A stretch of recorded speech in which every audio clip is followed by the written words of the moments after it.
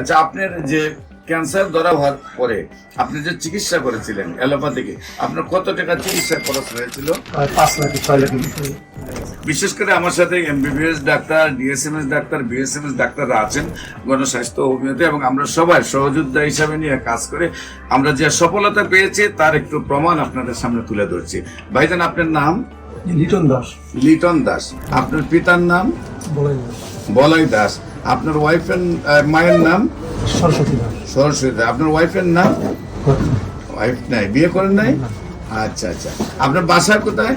সাইদাবাদ, সায়দাবাদ, পুরান ঢাকা, পুলিশ পাড়ির পেছনে। কিভাবে কোথায় চিকিৎসায় যান, কিভাবে চিকিৎসা আপনার এই রোগ ধরা পড়ে, এবং কোথায় কোথায় চিকিৎসা করেছেন, এবং কিভাবে সুস্থ হয়েছেন একটু দেশবাসীর উদ্দেশ্যে বলেন। প্রথমে আমার 2-2.5 বছর আগে ক্যান্সার ধরা পড়ে, লাং ক্যান্সার।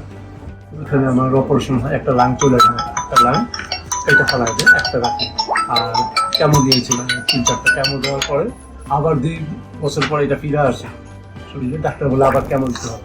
তো আমি আর কেমন না দিয়ে আপনার স্বর্ণপূর্ণ আপনাকে ফেসবুকে বিভিন্ন।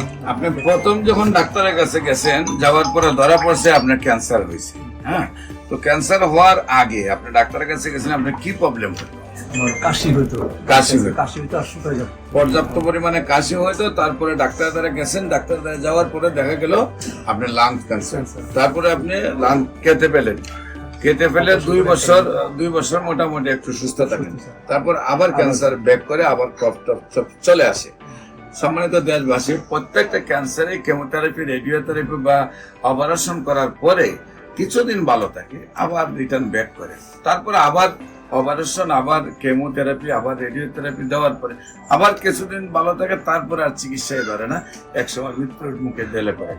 সবাইকে আমাদের অফিস ভিজিট করার আমন্ত্রণ জানিয়ে যে কোনো প্রয়োজনে স্ক্রিনে দেওয়া নম্বরে যোগাযোগ করার জন্য আহ্বান জানিয়ে শেষ করছি। সবাইকে ধন্যবাদ। আসসালামু আলাইকুম ওয়া রাহমাতুল্লাহি ওয়া বারাকাতুহু।